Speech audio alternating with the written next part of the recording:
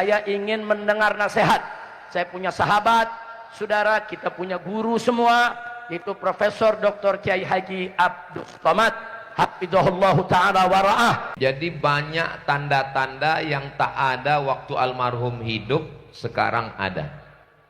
Tidak pernah satu majlis saya dengan Sayyidi Al-Habib Rizik Syihab, malam ini satu majlis.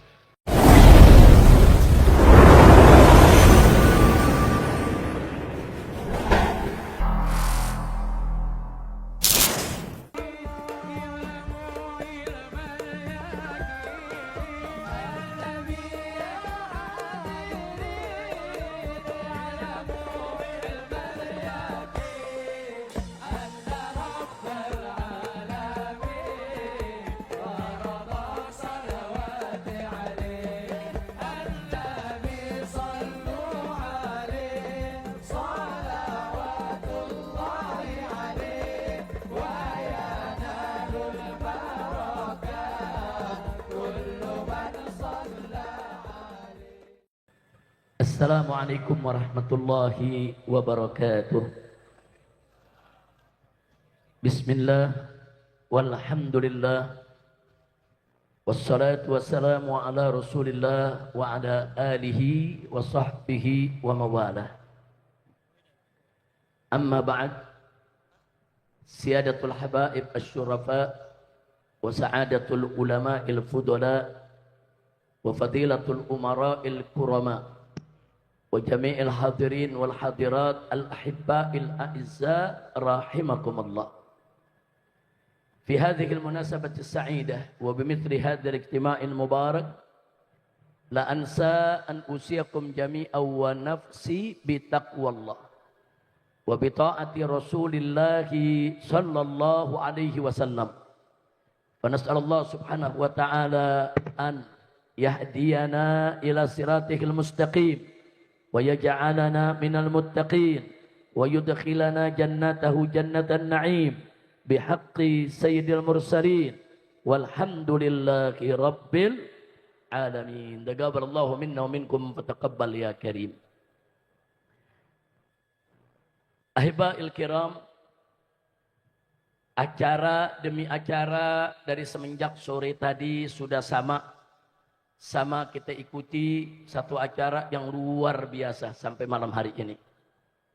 Acara ini begitu menggembirakan. Acara ini patut untuk kita syukuri dan harus kita apresiasi dan kita berikan penghargaan kepada segenap panitia penyelenggara yang telah menggelar acara ini. Bagaimana tidak menggembirakan, dalam acara ini kumpul para habaib kita, para ulama kita, para umarok kita. Para umaroknya mulai dari Bapak Gubernurnya, wakilnya, Pak Wali Kotanya, wakilnya. Begitu juga dari TNI, dari Polri-nya, semua hadir bersama kita.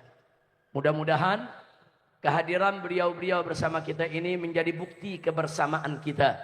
Bukti persaudaraan kita. Dan insya Allah menjadi motivasi bagi kita semua untuk selalu membangun kebersamaan dan membangun persaudaraan di antara kita, insya Allah. Dan hari ini luar biasa.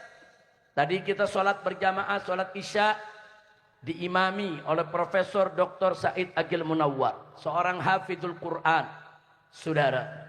Kemudian begitu kita sholat tarawih tadi diimami oleh Profesor Dr. Kiai Haji Abdus Somad, luar biasa. Ulama-ulama kita yang tadi mengimami sholat kita, memimpin daripada acara ini. Mudah-mudahan dari semenjak tadi kita sholat maghrib, sholat isya, sholat tarawih, semua diterima oleh Allah subhanahu wa ta'ala. Dilipat gandakan ganjarannya dan bisa menjadi penyebab turunnya rahmat dan barakah. Dan semoga tidak kita pulang dari tempat ini kecuali dosa kita diampuni, kesalahan kita dimaafkan, penyakit kita disembuhkan, kesulitan kita dimudahkan, kesempitan kita dilapangkan, rumah tangga kita diharmoniskan, pencarian nafkah kita semua diberkahi, hutang-hutang kita dilunaskan, dan kita mendapatkan kebahagiaan dari dunia hingga akhirat.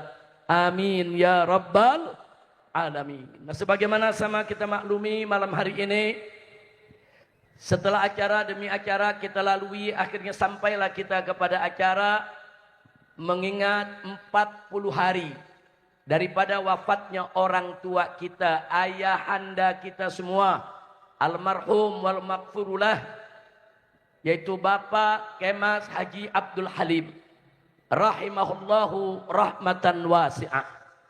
Tadi sebelum maghrib saya sudah sampaikan kepada segenap jamaah sejumlah kelebihan-kelebihan, keutamaan yang dimiliki oleh almarhum. Ada 15 poin tadi saya sampaikan satu persatu. Yang semuanya merupakan kebanggaan kita. Kita mengenal daripada almarhum. Tadi kita sebutkan antara lain yang pertama, beliau adalah seorang pribumi yang patut kita banggakan. Yang semenjak muda seorang pekerja keras, itu yang kedua. Yang ketiga, akhirnya Allah berikan beliau menjadi seorang pengusaha yang sukses. Karena uletnya, saudara, rajinnya, saudara, getapnya, di dalam berjuang, di dalam bekerja, akhirnya Allah bukakan pintu rizki untuk beliau dan keluarganya. Nggak sampai di situ. Yang keempat juga tadi sudah kita sampaikan, bahwa beliau ini seumur hidupnya begitu dekat dengan para habaib dan ulama. Dekat sekali, saudara. Dan yang kelima, tadi sudah disebutkan, disinggung oleh Bapak Gubernur kita, puluhan masjid yang beliau bangun. Itu 68 yang beliau bangun sendiri, belum yang beliau bantu untuk renovasi, untuk perbaikan. Itu baru masjid tadi cerita, nggak sampai masjid aja. Berapa banyak pondok pesantren, majelis-majelis taklim, madrasah-madrasah, baik di Sumatera maupun di Jawa sana, dibantu oleh almarhum, saudara. Jadi dekatnya beliau dengan habaib. Yang keempat tadi, yang kelima bagaimana, yaitu bantuan-bantuan beliau untuk kegiatan-kegiatan dakwah. Dan yang keenam, beliau memang seorang pendukung dakwah, saudara. Beliau kenal dai dari mulai yang paling lembut sampai yang paling tegas. Semua ada, semua dekat dengan Haji Abdul Halim. Dai-dai yang lembut, dai-dai yang santun, dai-dai yang kalau bicara kalimatnya menusuk kalbu, saudara. Sampai dai-dai yang tegak, amar ma'ruf, nahi munkar, semua dikenal baik. Bukan hanya dikenal, tapi dijalin hubungan yang begitu dekat dengan almarhum. Alhamdulillah. Dan gak sampai di situ. Almarhum ini termasuk orang, saudara, kalau nggak ngerti hukum bertanya. Selalu beliau bertanya kepada habaib, kepada ulama, kepada kiai dalam hal apa saja. Di samping saya ada Profesor Dr. Said Agil Munawwir. Berapa kali beliau dipanggil, berapa kali beliau ditelepon, berapa kali beliau dihubungi hanya untuk mempertanyakan pertanyaan-pertanyaan soal agama. Tentang zakat umpamanya, bagaimana sih cara bayar zakat, bagaimana sih cara ngitungnya, kepada siapa sih mesti diberikan, didistribusikan, semua ditanyakan. Bahkan pada saat saya ada di Mekah 3,5 tahun, nggak segan-segan beliau telepon, ya kawan, hanya untuk bertanya satu persoalan. Nah, jadi memang mestinya umat Islam begitu, kalau nggak tahu ya bertanya. Saudara, fas'alu ahla dzikri in kuntum la ta'lamun, perintah Allah. Kalau Anda tidak mengetahui tentang sesuatu, maka bertanyalah kepada para ulama, para fuqaha, kepada ahlul Quran yang mengetahui persoalan. Itu diamalkan oleh almarhum Haji Abdul Halim, saudara. Luar biasa, beliau tanya kepada siapa aja. Ulama-ulama yang datang, ada aja persoalan-persoalan yang beliau tanyakan. Nah, jadi ini bagian daripada kebaikan-kebaikan yang luar biasa. Tidak sampai di situ, saudara. Setiap bulan kita lihat dermanya untuk aitam, anak-anak yatim. Untuk fakir miskin, untuk janda-janda lemah. Saudara, enggak pernah berhenti, bagaikan air itu bantuan terus datang mengalir kepada mereka, sudah. Subhanallah. Subhanallah, berapa banyak begitu beliau meninggal dunia, orang kehilangan, saudara. Kehilangan tulang punggung, kehilangan yang selama ini mengulurkan tangan, kehilangan orang tua yang selalu membelai, mengayomi dan membantu mereka, saudara. Enggak sampai di situ, saudara. Beliau buka lapangan kerja. Sampai puluhan ribu orang mendapatkan pekerjaan, saudara. Enggak main-main. Kalau mau dihitung, saudara, seumur hidupnya sudah berapa ratus ribu orang yang diberikan pekerjaan. Itu oleh almarhum Haji Abdul Halim, saudara. Beliau banyak bekerja, enggak banyak ngomong. Ada orang banyak ngomong. Janji menyediakan 10 juta lapangan kerja, tapi enggak pernah ada tuh lapangan. Janji, saudara, menyediakan lapangan kerja 15 juta, tapi satu lowongan enggak ketemu. Ada enggak yang begitu? Ada. Ya udah sama-sama tahu ya. Saudara almarhum Haji Abdul Halim enggak begitu, saudara. Enggak banyak ngomong, enggak teriak. Saya sediakan lapangan kerja. Saya akan sediakan pekerjaan. Tidak. Beliau kerja nyata, buka pabrik, buka kebun, buka usaha, disediakan lapangan kerja untuk masyarakat. Alhamdulillah. Saya mau tanya yang begitu bagus tidak? Bagus tidak? Takbir. Sallu ala Nabi. Selain itu saudara almarhum semasa hidupnya Masya Allah. Saudara, Masya Allah, satu yang tidak akan pernah saya lupakan. Ya di sini juga mungkin Pak Gubernur perlu tahu, dengan Wakil Gubernur perlu tahu. Salah satu kunci kesuksesan aksi 212 di Jakarta adalah almarhum Haji Abdul Halim, saudara. Kenapa? Banyak ulama, banyak habib, banyak kiai dibeliin tiket pesawat buat ikut aksi 212, saudara. Masyarakat saudara yang dibawa dikasih bis, dikasih mobil, puluhan bis datang ke Jakarta hanya untuk 212, saudara. Untung dulu nggak ketahuan sama Jokowi. Kalau ketahuan, wah bisa diubar tuh. Nah, itulah artinya apa? Haji Abdul Halim ini main di belakang layar, nggak teriak, nggak teriak dikumpulin habib. Siapa yang mau ke Jakarta? Siapa yang mau ikut berjuang? Siapa yang mau bela Al-Quran? Siapa yang mau ikut 212? Ditanyakan, habaibnya kiai kita siap ikut. Disediakan tiket pesawatnya, saudara. Bukan hanya dari 212, dari 411. Saudara, termasuk Habib Umar Abdul Aziz bin Syahab yang selalu setia hadir, saudara. Ini menjadi saksi hidupnya. Jadi ternyata diam-diam Haji Abdul Halim walaupun di usia yang lanjut, di belakang layar beliau termasuk mujahid, pejuang yang ikut serta menegakkan amar ma'ruf nahi munkar. Takbir. Sallu ala Nabi. Nah, saya mau tanya, orang seperti itu pantas gak untuk dicintai? Pantas tidak untuk dihormati? Tapi memang di akhir hidupnya beliau diuji oleh Allah, saudara. Ada yang iri, dengki, hasut, saudara. Melakukan aneka ragam fitnah, saudara. Tapi tetap Allah selamatkan beliau. Allah panggil beliau kembali ke rahmat Allah subhanahu wa ta'ala. Tanpa ada orang-orang yang jahat yang mampu untuk memposisikannya di tempat yang tidak layak bagi beliau, saudara. Ya, Haji Abdul Halim memang bukan nabi yang maksum. Haji Abdul Halim memang bukan malaikat yang maksum, saudara. Tapi beliau begitu banyak kebaikannya, nggak pantas kita cerita kejelekannya, saudara. Ada kelompok-kelompok manusia seperti para sahabat Nabi, seperti tabi'in, seperti tabi'in. Mereka tidak maksum. Mereka semua juga ada salah, tapi nggak pantas kita cerita kesalahan sahabat, cerita kesalahan tabi'in, cerita kesalahan tabi'in. Kenapa?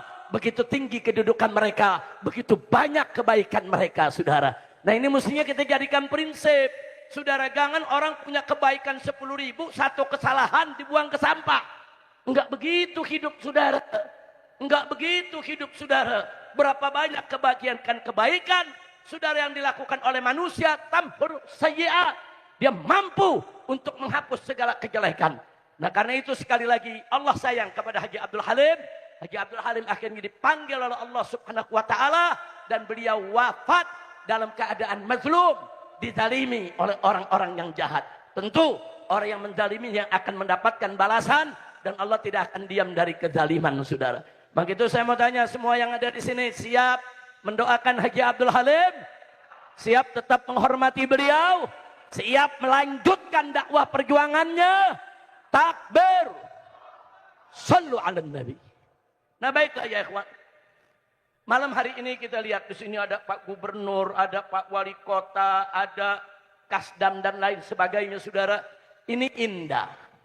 Ulama dan umara kalau sudah duduk bareng, ngobrol bareng, bikin acara bareng, mestinya kita bersyukur, bukan curiga. Betul? Betul. Saudara, kita jangan curiga kepada umaroknya, apalagi curiga kepada ulamanya. Jangan. Ada satu hadis, saudara, yang Nabi mengatakan sinfan minan nas, insaluhat saluhan nas, wa fasada fasadan nas. Ada dua golongan manusia. Yang kalau kedua ini baik, maka masyarakat akan ikut baik. Kalau dua golongan ini buruk, maka masyarakat akan ikut buruk. Siapa mereka? Ulama wal umara. Golongan ulama dan umara. Ada yang mengatakan, Habib, itu hadisnya maudhu, palsu. Jadi jawab, iya, hadis itu palsu menurut Albani. Nah, saudara, tapi menurut Abu Nu'aim Al-Asfahani, saudara, menurut ulama-ulama salaf jauh sebelum Albani, hadis itu dhaiful isnad, sahihul makna. Hadis tersebut ya sanadnya memang dhaif, tapi maknanya benar, saudara. Nah, lalu bicara tentang hadis dhaif, saudara. Kita ini ahlus sunnah wal jamaah tidak menolak hadis dhaif bulat-bulat. Saudara, kita bukan pengikut Albani. Bukan, kalau pengikut Albani, saudara, hadis dhaif dan hadis palsu disamakan. Semuanya dibuang ke tong sampah. Enggak begitu. Saudara, baik. Kalau hadis sahih atau hadis hasan, wajib kita jadikan dalil dalam setiap masalah. Ini rumus ini. Nah, baik. Hadis sahih dan hadis hasan wajib dijadikan dalil dalam setiap masalah. Masalah akidah, atau masalah hukum, atau masalah akhlak, atau masalah fadhailul a'mal. Wajib. Lalu bagaimana kalau hadis maudhu, hadis palsu? Hadis palsu haram dijadikan dalil dalam tiap masalah. Nggak boleh.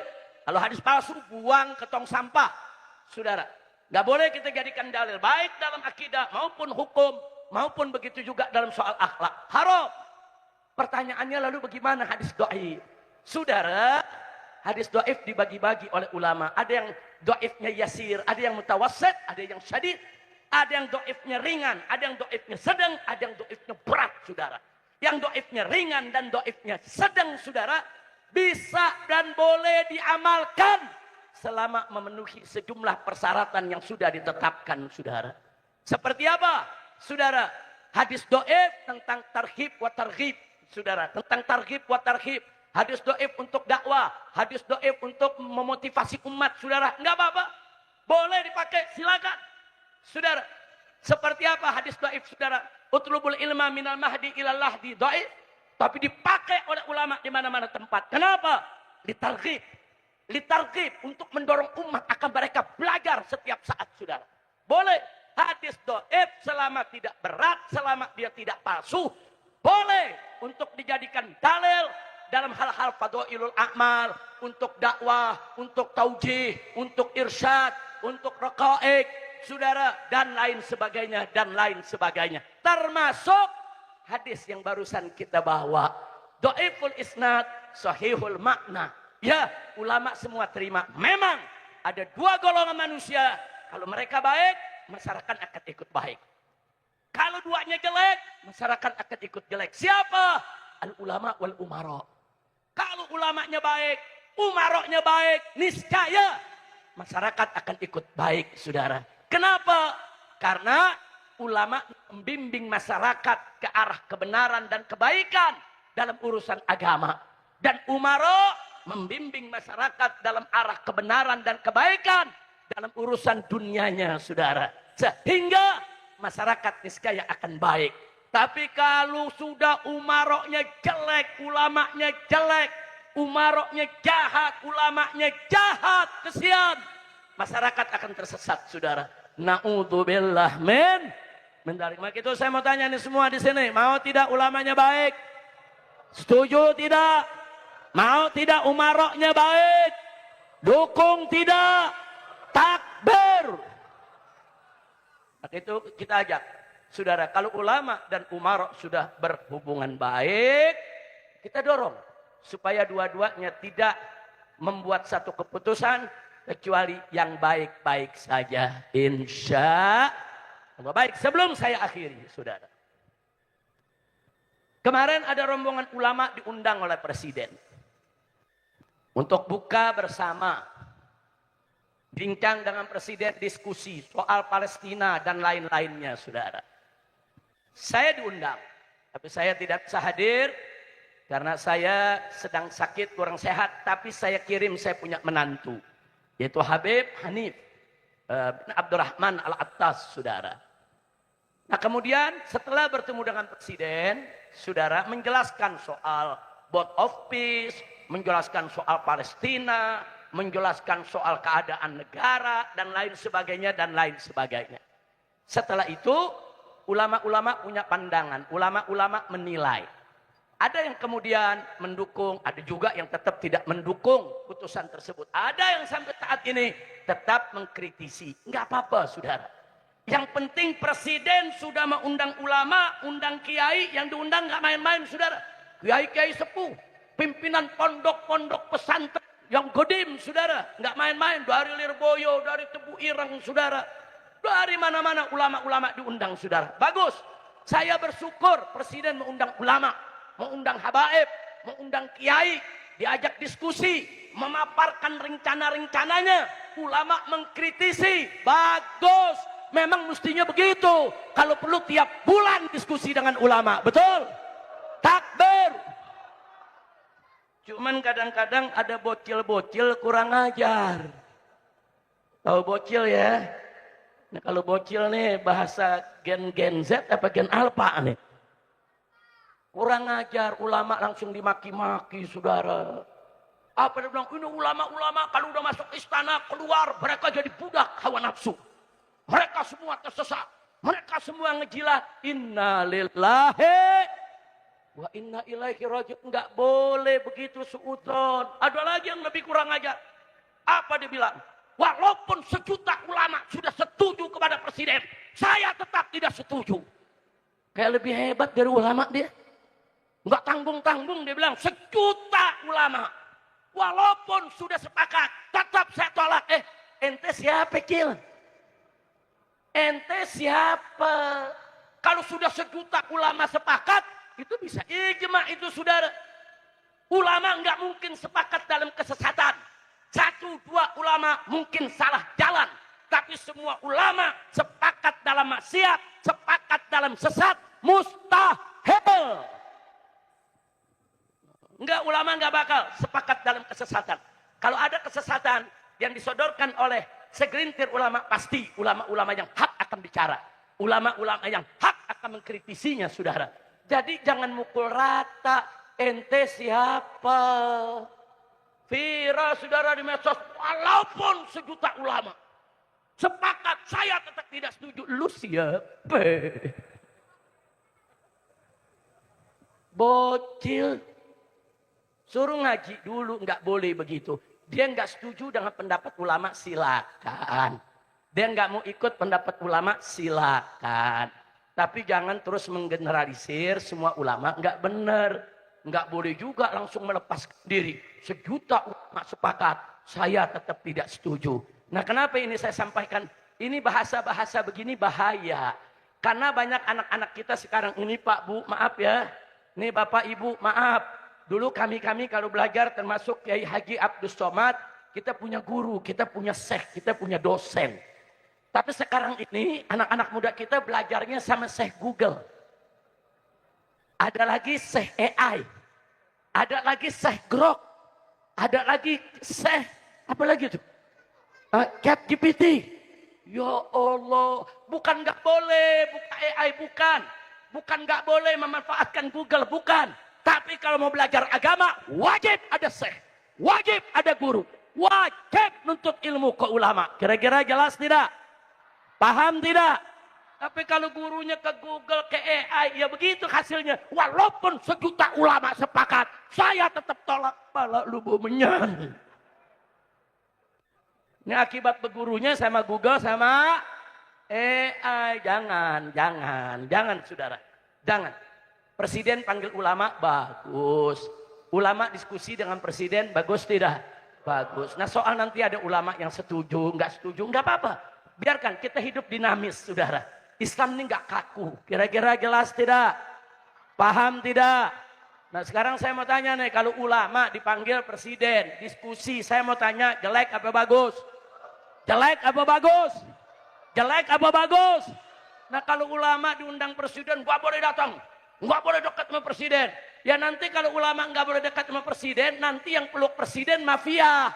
Nanti yang rangkul presiden oligarki. Nanti yang dekat presiden koruptor. Nanti presiden dikelilingi oleh bandit-bandit penjahat. Betul? Nah, sekarang saya mau tanya, Anda mau yang mana? Presiden dirangkul atau dirangkul penjahat, dirangkul mafia atau dirangkul ulama, dirangkul koruptor atau dirangkul ulama. Giliran ulamanya mendekat difitnah langsung. Astagfirullahaladzim. Jangan ya Pak. Percayalah, saudara, mayoritas ulama di kita punya negeri, alhamdulillah, masih di jalan lurus, mereka nggak bisa dibeli. Kalau ada oknum-oknum 1-2 yang bisa dibeli, itu oknum, saudara. Ulama-ulama kita di pondok-pondok pesantren, di majelis-majelis taklim, di mimbar-mimbar, di mana-mana tempat, alhamdulillah, mereka masih lurus, masih tetap menegakkan amar ma'ruf nahi munkar. Insya Allah. Nah, paling tidak kemarin ulama setelah bertemu presiden punya kesimpulan. Presiden berjanji, baiklah, kalau para ulama khawatir keterlibatan Indonesia itu dibom di lembaga perdamaian Palestina karena di sana ada Amerika dan Israel, kami akan pelajari dan kami akan lihat. Kalau memang nanti kami lihat, oh nggak ada manfaatnya, oh ternyata benar bahaya nih buat kami akan mundur. Paling tidak itu satu komitmen. Presiden udah sampaikan, kita lihat aja ke depan. Mudah-mudahan kita tidak terjebak dalam permainan Amerika dan Israel. Amin. Amin ya Rabbal Alamin. Saya mau tanya semua di sini, siap bela Palestina? Siap bela Palestina? Takbir. Ada yang ngomong Habib, tapi sekarang yang bela Palestina Iran, Syiah. Jadi kita bagaimana Habib? Pak, Bu, kalau ada yang bela Cina, Rusia, yang komunis, tapi dia bela, dia memerdekakan, dia lawan itu Israel, dia lawan itu Amerika, saya akan dukung itu Rusia dan Cina, saudara. Takbir. Ini bukan persoalan madhab, saudara. Ini persoalan kemanusiaan, persoalan keadilan, persoalan kemerdekaan Al-Masjidil Aqsa yang sudah 76 tahun. Dan Israel dipersenjatai oleh Amerika dan negara-negara Arab sekitar Palestina diam, bungkam, nggak berani untuk melawan dua kekuatan tersebut, saudara. Begitu sekarang ada saudara muslim kita dari Iran melawan, dukung. Kalau kita mendukung Iran bukan berarti kita Syiah, tidak. Kita tetap Ahlus Sunnah wal Jamaah. Kita Ahlus Sunnah, siap jaga Ahlus Sunnah, siap bela Ahlus Sunnah, siap mati dalam Ahlus Sunnah. Takbir. Jadi kalau Rusia perang lawan Israel, perang lawan Amerika, merdekain Palestina, kita bela Rusia, apa berarti kita komunis? Enggak. Lalu kita bela Cina, hantam itu Israel, apa berarti kita komunis? Enggak. Kira-kira jelas gak? Tapi saya sepakat, akidah Ahlus Sunnah bentengi, akidah Ahlus Sunnah jaga. Yang di luar Ahlus Sunnah, saudara, jangan coba-coba untuk merusak Ahlus Sunnah. Mudah-mudahan Allah berikan kemenangan kepada umat Islam. Amin ya Rabbal Alamin. Maka itu di malam hari ini, saudara, mudah-mudahan dengan karamahnya para ulama kita, para kiai kita yang hadir di tempat kita, begitu juga dengan kebaikan daripada almarhum, kita tawassul supaya Allah memberikan kemenangan kepada umat Islam, agar Allah hancurkan pendukung-pendukung, Allah hancurkan itu semua yang ingin menghancurkan Palestina dan Al-Masjidil Aqsa. Ala hadhihi an-niyyah wa li kulli niyatin salihah wa li 'azamatil Fatihah bi sirril Fatihah.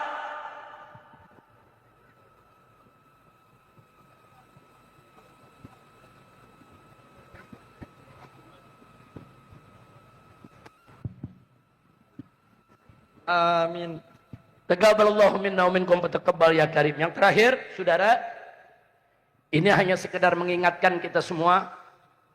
Kebetulan di sini banyak para pejabat yang hadir, banyak para tokoh yang hadir. Saya ingin mengingatkan sekali lagi, tolong para pejabat kita, para politisi kita, para tokoh kita yang tidak ngerti agama, jangan sembarangan bercanda dengan siar-siar Islam. Hati-hati Pak ya, hati-hati Bu. Siar Islam bukan untuk dibecandakan. Saya dan kawan-kawan di Jakarta tidak peduli apakah itu menteri, apakah itu pimpinan partai, apakah itu jenderal, TNI maupun Polri, apakah itu pelawak, saudara. Kalau dia menghina syiar Islam, akan kami proses. Nah, maka itu saya minta tolong, khususnya bapak-bapak menteri dan bapak-bapak pejabat, jangan bercanda soal agama. Kesian bapak presiden, Anda kerja membantu presiden. Tapi begitu Anda bercanda soal agama, itu bikin gaduh. Umat Islam jadi gaduh, umat Islam jadi marah. Nanti ujung-ujungnya presiden yang disalahkan, saudara. Nah, maka itu saya minta semua pejabat yang telanjur, mungkin maksudnya bercanda. Mungkin karena dia nggak ngerti agama, bercandanya jadi kebablasan. Nah, kalau sudah telanjur kebablasan, tubu ilallah, taubatlah kepada Allah, istighfar, mohon ampun, jangan diulangi. Banyak Pak Bu, pejabat-pejabat kita nih dari zaman beberapa dekade yang lalu sampai seorang presiden ada yang menghina rukun iman, saudara, tentang iman bil ghaib. Kemudian ada lagi yang menghina soal adzan, saudara. Adzan dianggap gonggongan anjing. Kemudian ada juga yang menghina rukun Islam, saudara. Ada juga yang menghina, saudara, kemarin ini seorang pelawak dia hina soal sholat. Baru kemarin terjadi lagi pimpinan partai mengatakan Lailatul Qadar itu ada kalau jumlah kursi kami banyak. Ada urusan apa Lailatul Qadar dengan jumlah kursinya, saudara? Ittaqillah, takutlah kau kepada Allah. Saya minta siapapun pejabatnya, bercanda soal syariat, bercanda soal Islam, saudara, stop. Kalau dia terlanjur bercanda, mungkin dia tidak ngerti agama, mungkin dia tidak tahu, mungkin dia sekedar gurauan. Tobat kepada Allah, jangan coba-coba diulang. Kami akan kejar. Saya sudah instruksikan kepada pengacara FPI di Jakarta, siapapun menghina Allah, menghina Rasul, menghina Quran, menghina syariat, menghina salat, menghina Lailatul Qadar, menghina syiar Islam manapun, catat, laporkan, proses hukum. Setuju tidak? Setuju tidak? Takbir. Allahu Akbar. Shallu ala Nabi. Nah, itu yang saya mau sampaikan ya kawan. Capek saudara, ujung-ujungnya ngaku iya kami bercanda, kami minta maaf. Makanya jangan bercanda soal agama. Nah, sekarang saya mau tanya semua di sini soal agama, mau bercanda tidak? Mau bercanda tidak? Siap jaga syiar Islam? Alhamdulillah. Nah, itu yang saya mau sampaikan pada malam hari ini. Saya tidak ingin berpanjang lebar lagi karena juga saya ingin mendengar nasihat. Saya punya sahabat, saudara, kita punya guru semua, itu Profesor Dr. Kiai Haji Abdus Somad hafizahullahu ta'ala wa ra'ah wa matallahu bituli hayatih wa nafa'ana bi ulumih fid dini wa dunya wal akhirah, amin ya rabbal alamin. Nah, itu saja yang bisa saya sampaikan. Mohon maaf atas segala kekurangannya, terima kasih atas segala perhatiannya. Hadani Allah wa iyyakum ila siratihil mustaqim. Wassalamualaikum warahmatullahi wabarakatuh. Waalaikumsalam warahmatullahi wabarakatuh. Terima kasih kita ucapkan kepada Fadilatul Ustaz Al-Habib Dr. Habib Rizik bin Hussein bin Syihab yang telah memberikan motivasi kepada kita semua. Ikhwan rahimakumullah, yang kedua kita akan mendengarkan nasihat dari guru kita mulia Profesor Dr. Haji Abdus Somad LCMA. Kepada beliau kita persilahkan. Sallu ala Nabi Muhammad. Bismillahirrahmanirrahim. Assalamualaikum warahmatullahi wabarakatuh. Alhamdulillahilladzi bi ni'matihi tatimmus shalihat. Wassalatu wassalamu ala sayyidis sadat wa ala alihi wa ashabihi ahlil fadaili wal karamat. Allahumma 'allimna ma yanfa'una wanfa'na bima 'allamtana innaka antal alimul hakim. Rabbi shrah li sadri wa yassir li amri wahlul 'uqdatam min lisani yafqahu qawli. Yang pertama, kalau mau melihat orang baik, lihat setelah meninggal.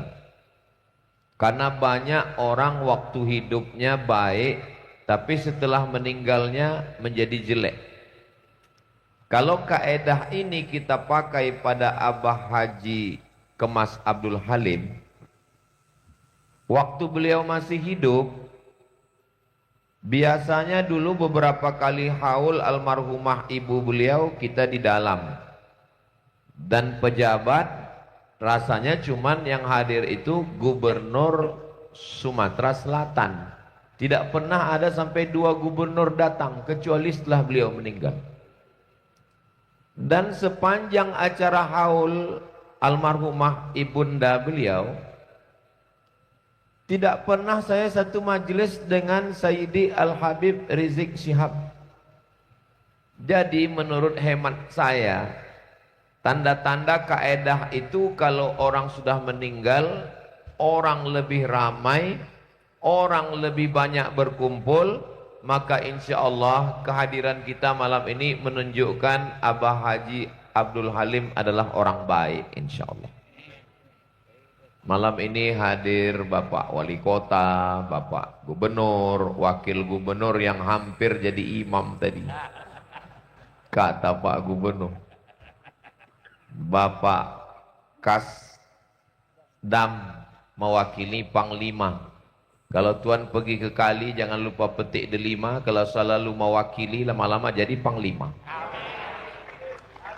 Hadir juga yang mewakili Kapolda. Kalau Tuan pergi ke kali jangan lupa minum kelapa muda. Kalau selalu mewakili lama-lama bisa jadi Kapolda. Udah, kalau udah lebih 40 mau ngaminkan itu nggak lama lagi tuh Pak. Yang besar tak dihimbau gelar, yang kecil tak disebut nama. Hadirin hadirat, muslimin muslimat, mukminin mukminat, solihin solihat, yang belum kawin dan belum sunat. Semua yang hadir ini insya Allah dimuliakan Allah Subhanahu wa ta'ala. Jadi banyak tanda-tanda yang tak ada waktu almarhum hidup, sekarang ada. Tidak pernah satu majlis saya dengan Sayyidi Al-Habib Rizik Syihab, malam ini satu majlis. Tak pernah hadir sampai 2 gubernur, malam ini ada 2 gubernur. Dan tak pernah ada satu majlis pernah antara UAS asli dengan UAS KW, kecuali malam ini. Ustaz Toib. Jadi melihat dari tanda-tanda itu, saya ilmu yakin ilmu yang membuat kita yakin. Hakul yakin, ainul yakin, dilihat dengan mata kepala, saya yakin Allah mau menunjukkan yang selama ini masih ragu-ragu, kira-kira Abah Haji ini orang baik atau tak baik. Malam ini nampakkan Allah bahwa Abah Haji orang baik.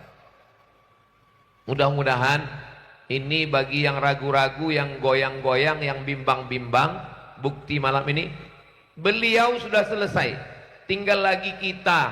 Mudah-mudahan kita juga nanti setelah kita meninggal ditunjukkan Allah tanda-tanda kebaikan kita insya Allah. Ini yang pertama. Yang kedua, setiap kali saya datang ke rumah ini, saya makan di dalam. Tradisi beliau setiap tahun begitu, makan dengan Abah Haji, disendokkannya ikan apa yang di Benteng Kota besar tuh, ikan belido. Pasti disendokkannya itu, dia suka sekali menyendokkan ikan belido ke piring saya. Jadi jarang-jarang saya ke rumah orang menyendokkan ke piring saya, tinggal ke mulut saya saja yang tidak disendokkan. Almarhum dia melihat saya bukan sebagai ustadz, saya rasakan itu.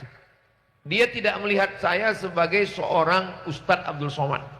Dia lebih melihat saya sebagai seorang anak, karena saya sebaya dengan anak-anak beliau. Tapi mulutnya tidak pernah mengatakan itu. Tapi almarhumah ibu pernah. Kata ibu, Ustadz Somad ini anak saya. Di situ saya paham. Karena memang laki-laki itu tidak mengungkapkan kata-kata. Perempuan biasanya lebih mau berbicara. Kalau laki-laki itu diam aja. Laki-laki itu menyimpan rasanya. Tapi dari bahasa tubuhnya, dari bagaimana dia mengambilkan ikan, menyendokkan. Saya makan ini nggak bisa banyak. Nah beliau itu kalau sendok disendokkannya semua.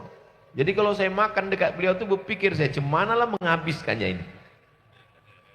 Dan saya merasakan itu. Dulu saya punya ayah angkat, sudah meninggal. Setiap makan di dekat dia disendokkannya nasi, disendokkannya gulai, disendokkannya ikan, sampai saya takut ini nggak habis. Lama saya tidak merasakan itu, sampai akhirnya saya ketemu dengan Abah Haji Alim dan dia melakukan hal yang sama, rasa itu saya temukan kembali. Sampai akhirnya setiap Ramadan dari sebelum Covid sampai 2020 Covid, 2021, 2022, 2023, 2024, 2025. Tahun lalu kita tetap buat walaupun beliau di rumah sakit. Habis itu kita menjenguk di rumah sakit. Rupanya tahun ini meriah. Tapi insya Allah jasad beliau yang tidak bersama kita. Tapi beliau tetap melihat amal kita malam ini insya Allah. Itu yang kedua. Yang ketiga, beliau bercerita ke saya tentang masa kecilnya. Kata beliau, aku jual kue waktu kecil Ustaz. Beliau jual kue, sisakan itu. Beliau mau menceritakan bahwa beliau bukanlah orang yang lahir lalu disediakan permadani merah. Beliau bukan orang yang ditabur bunga-bunga. Beliau penuh dengan perjuangan. Maka saya tulis dalam kata sambutan saya di sini bahwa beliau adalah seorang perintis. Beliau adalah seorang pejuang. Kita sebagai orang Indonesia, orang Sumatera, bil khusus lagi Sumatera Selatan, bangga karena ada pengusaha pribumi yang berhasil sukses di level nasional internasional. Mudah-mudahan ke depan saya minta penulis yang bagus supaya keluarga almarhum Haji Umar untuk mensupport menuliskan biografi beliau supaya anak-anak muda kita tidak kehilangan tokoh, supaya ada yang dibaca. Ini kata sambutan dari orang-orang bagus, tidak ada yang salah, tapi digali lagi bagaimana masa beliau supaya orang punya keteladanan dari seorang pribumi Indonesia Sumatera Selatan yang berhasil punya usaha bisnis yang menerima begitu banyak lapangan kerja, menyediakan lapangan kerja untuk masyarakat. Mudah-mudahan itu nanti terwujud lagi di masa akan datang, entrepreneur muda insya Allah. Yang keempat, beliau mengatakan, Ustadz Somad, dulu saya membuat bambu, lalu bambu itu ditutup dengan terpal plastik. Dan ibu beliau mengatakan, nanti kalau saya meninggal, kamu buat haul, rezeki kamu berlimpah. Dan dia sangat yakin dengan itu. Itulah mengapa beliau setiap tahun bulan Ramadan membuat haul, karena keyakinannya memuliakan ibunya. Dan ternyata janji ibunya terwujud. Tidak lagi pakai bambu-bambu yang pasang terpal, tapi dengan tenda yang bagus, dengan rumah yang bagus. Itu membuktikan kepada kita bahwa janji Allah tidak sia-sia. Sampai hari kiamat janji Allah terwujud. Allah kalau sudah berjanji, innaka la tukhliful mi'ad. Kalau mau kita bahagia seperti Abah Haji, muliakan ibu kita, berbakti kepada ibu. Anak-anak muda yang ada malam ini, yang ibunya masih ada, muliakan ibu kita. Ummuka, ummuka, ummuka, bukti langsung dari kehidupan Abah Haji Abdul Halim. Poin yang kelima, Abah Haji Halim bercerita bahwa beliau membelikan ibunya gelang emas, cincin emas. Lalu kemudian dia tanya, cincinnya mana? Cincinnya sudah dijual, dibelikan beras ke fakir miskin, anak yatim. Beberapa kali cincinnya, gelang yang sudah diberikan itu, beliau tidak marah. Abah Haji Halim bercerita dia tidak pernah marah. Dia belikan lagi gelang yang baru, dia belikan cincin yang baru. Rupanya kebiasaan bersedekah itu dari gen ibunya. Dari darah ibu turun ke anak. Insya Allah dari anak ini turun, dari anak ini turunlah ke anak cucu keturunan Abah Haji Kemas Abdul Halim insya Allah. Karena orang baik akan menurunkan generasi yang baik-baik. Wal baladut thayyibu yakhruju nabatuhu biizni rabbih. Tanah yang baik akan menumbuhkan tanaman yang baik. Walladzi khabutha la yakhruju illa nakida. Tanah yang tandus akan menumbuhkan tanaman yang tidak baik. Jadi kebaikan beliau, kedermawanan beliau itu mengalir dari darah ibunya, dan bakti beliau setiap tahun mengadakan haul. Kenapa Ustadz Somad itu datangnya ke Sumatera Selatan, Palembang itu hanya bulan Ramadan saja? Karena Abah Haji Abdul Halim mengatakan, Ustadz, datang di saat haul ibu saya. Dan janji tahun lalu pun begitu, nanti Ustadz datang Ramadan. Saya ke setiap provinsi itu datang sekali. Ke Jambi saya datang setahun sekali Pak Gubernur. Ke Sumatera Selatan saya juga datang setahun sekali. Datang hari Jumat, Sabtu, Ahad, Senin pulang. Saya besok Senin pulang. Hanya 3 malam. Gak boleh lebih, dikhawatirkan buka cabang. Nah, jadi memang saya datang kemari bulan Ramadan supaya tidak sampai 2-3 kali datang, ditempatkan dengan haulnya almarhumah ibunda beliau. Jadi kalau ada yang bertanya-tanya kenapa Ustaz Somad itu datangnya Ramadan, itulah supaya menempatkan dengan haul itu, itulah kenapa datang Ramadan. Dan rupanya malam ini 2 acara. Haul sekalian memperingati 40 hari Abah Haji Kemas Abdul Halim. Poin yang ke-6.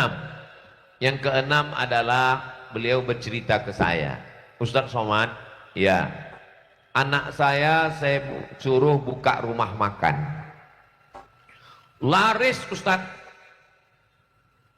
Modalnya sebungkus 10.000. Dijual berapa Abah Haji? Dijual 6.000. Saya sangka saya salah dengar. Modalnya berapa? 10. Dijual 6. Patutlah laris. Apa sebetulnya yang ingin Abah Haji ajarkan? Saya ingin anak saya tahu nilai uang. Maka saya suruh dia jual nasi. Pagi dia sudah belanja ke pasar, dia bangun pagi, dia ke pasar, dia beli ikan, dia beli sayur, dia punya karyawan, dia memanage. Tujuannya supaya dia tahu nilai uang. Karena kalau hanya dikasih uang, dia sangka uang ini tumbuh turun dari langit. Tapi kalau disuruh dia berusaha, itu saya pegang betul. Jadi saya juga punya anak. Jadi ke depan saya bercita-cita juga ingin membukakan rumah makan modal 10 jual 6.000 tadi. Tapi jangan lama-lama. Hanya untuk tahap supaya dia belajar saja. Paling tidak dia pergi ke pasar, bangun pagi, dia berdoa, dia punya karyawan, dia tahu nilai uang. Jadi Abah Haji ini, walaupun dia punya rezeki yang melimpah, tapi kepada anak-anaknya dia cerita sendiri. Dia tetap dengan pendidikan yang ketat yang luar biasa. Nah, ini poin yang kelima. Poin yang keenam, dibawanya saya masuk ke kamar, ditunjukkannya buku besar. Dia tulis tangan sendiri angka-angkanya itu, berapa keuntungan, berapa infak sodakoh, berapa zakat, ditulisnya detail. Menengok itu saya terasa malu karena saya beberapa tahun udah nggak nulis lagi. Kita sekarang menulis sudah pakai WhatsApp, menulis pakai laptop. Ketika laptopnya kena virus, tulisan hilang. Beliau berkasnya masih ada. Kenapa? Dia detail menulis dengan tangannya. Dan saya pikir yang membuat salah satu ingatan kuat itu ya karena menulis itu. Dulu 10 tahun yang lalu kami membuka sekolah tinggi paperless. Paper kertas, less enggak ada kertas. Karena waktu itu pakai touch screen. Semua anak-anak dikasih iPad.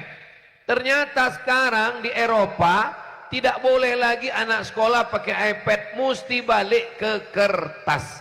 Karena beda rasanya menulis di kertas, melihat buku dengan melihat PDF yang ada di laptop, yang ada di iPad, yang ada di komputer. Jadi orang coba-coba sebetulnya. Dan Abah Haji tetap istiqomah dengan tulisan-tulisannya. Maka menulislah. Saya siapkan 1 buku di rumah dan saya menulis diari, menulis biografi. Itu saya terinspirasi dari beliau. Menulislah supaya orang di masa akan datang tahu bahwa kau pernah hidup di masa lalu. Berapa waktu yang lalu meninggal seorang ulama ahli mazhab Syafi'i, Syekh Dr. Hasan Hitung. Dan beliau menulis bukunya itu tulis tangan. Dia tulis tangan, baru diserahkan ke percetakan. Percetakanlah nanti yang akan menulis dalam bentuk Word di laptop, baru jadi buku. Tapi buku aslinya ditulisnya dengan tulis tangan. Nah, jadi saya belajar betul dari melihat kehidupan beliau. Poin yang ke-7, ketika beliau di rumah sakit, saya datang ke situ. Apalah yang sangat menyusahkan hati Abah Haji, saya tanya. Apa? bahwa dia sakit, ya dia sudah tua. Usia yang dititipkan Allah lebih dari usia Nabi Muhammad SAW. Ditunjukkannya lah gelang yang dipasang di kakinya. Orang yang umur 80 sekian tahun tidak akan mungkin lari kemana. Dia tidak akan mungkin berkhianat. Tidak akan mungkin ada pesawat pribadi membawa dia lari kemana-mana. Apa gunanya gelang itu dipakai di kakinya? Jadi pejabat-pejabat kita walaupun tidak hadir, tapi tolong kalau tahu namanya sharekanlah video ini supaya dia berpikir, apalah ta'qilun. Ini pengusaha anak bangsa yang sudah berjasa membuka lapangan kerja, membangun masjid, membantu fakir miskin. Di akhir hayatnya, usia tuanya, mengikat kakinya dengan alat. Itu saya tanya betul, apalah yang paling merisaukan Abah Haji? Ditunjukkannya, inilah yang merisaukan saya. Sulit kita untuk merasakan apa yang sedang dia rasakan.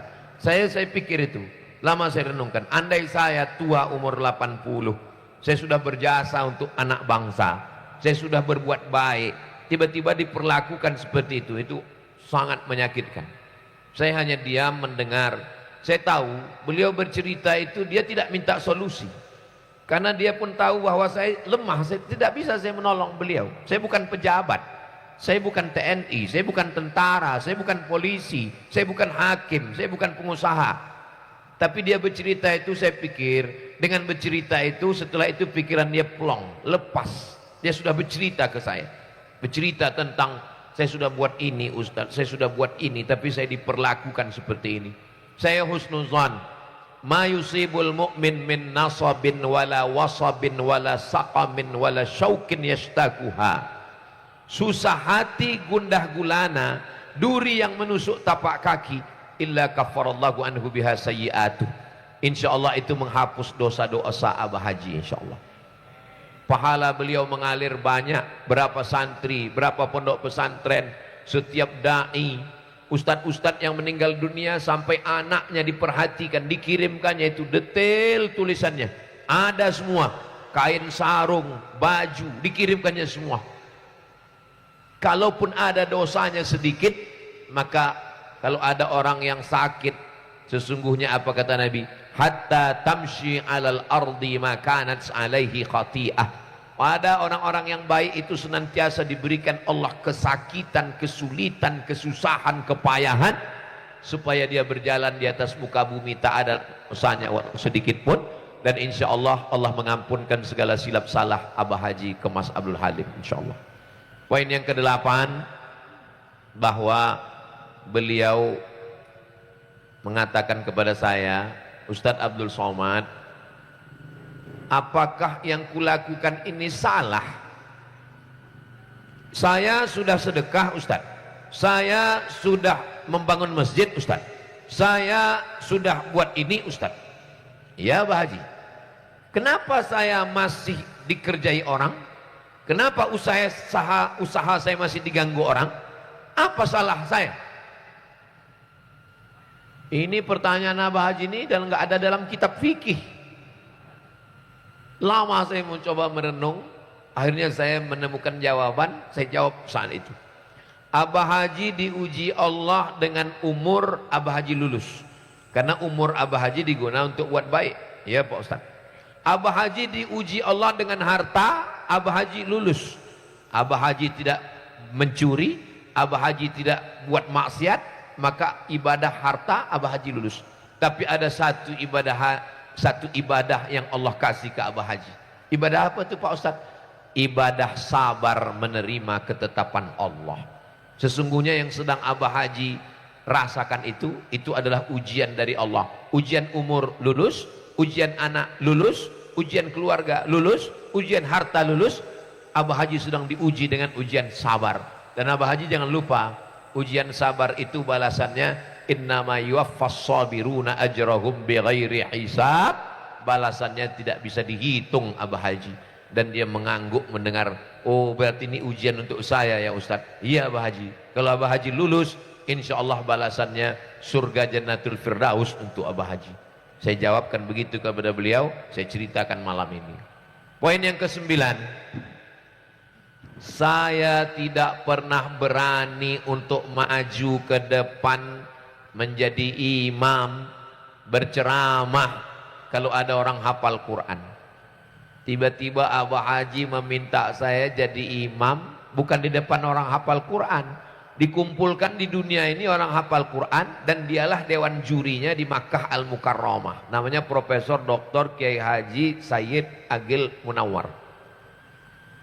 Tiba-tiba pas tahun pertama dia bilang, Ustadz, nanti Habib Sayyid Agil Munawar Imam Isya, Ustadz maju ke depan.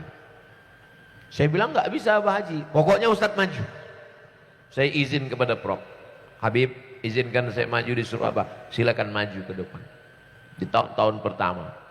Jadi saya tak berani maju, tapi karena diminta beliau untuk maju, diminta beliau untuk ceramah di depan beliau. Tahun pertama saya ragu, tahun kedua saya mulai terbiasa, sampai akhirnya beliaulah, rupanya beliau mau mendidik saya, berani-beranikan ceramah di depan alim ulama. Bukan berarti kita kurang ajar, tapi untuk mendidik. Begitu cara beliau. Jadi saya tidak melihat beliau sebagai jamaah, saya melihat beliau sebagai seorang tua yang ingin mengajarkan saya, mendidik saya, supaya saya berani bicara, namun tetap menjaga adab-adab. Ada Habib Umar Abdul Aziz, ada Sayyidil Habib Rizik Syihab, ada Sayyidil Habib Profesor Dr. Sayyid Agil Al-Munawar, beserta guru-guru kita Al-Habaib Al-Afadil Al-Ulama Al-Ajila. Akhirnya saya terbiasa berbicara, tapi saya tetap menjaga adab-adab, tata krama, sopan santun, budi bahasa. Jadi kalau ditanya, kenapa Ustadz berani ngomong di depan para ulama? Abah Haji itulah yang mendidik saya. Tapi tidak dengan cara seorang guru, tapi dengan cara beliau. Saya pikir setelah beliau meninggal, saya nggak jadi imam lagi. Makanya saya bilang ke Ustadz Kemas Ali, Ustadz Kemas Ali, ya, nanti setelah selesai tarawih nanti di sana baru kita ke sana, saya bilang. Habiskan dulu tarawih di sana. Kata Ustadz Kemas Ali, bahaya ini, marah nanti Haji Umar, kata beliau. Nah, akhirnya kami datang, mohon maaf kami terlambat datang karena macet di jalan, lalu kemudian sampai masuk, akhirnya kami melaksanakan sholat, dan mudah-mudahan sholat kita tadi diterima Allah Subhanahu wa Ta'ala, dan pahalanya mengalir juga untuk Abah Haji insyaallah. Yang terakhir, poin yang ke-10, wa qul i'malu, beramallah kamu. Beramallah. Yang melihat amal kita itu 3. Yang pertama, fasayarallah, Allah melihat. Yang kedua, wa rasuluhu, Rasulullah melihat. Yang ketiga, wal mu'minun, orang beriman melihat. Kata Imam Abul Fida Ismail Ibnu Katsir dalam tafsir Al-Qur'anil Azim, orang beriman melihat maksudnya orang tua yang sudah meninggal melihat amal anaknya.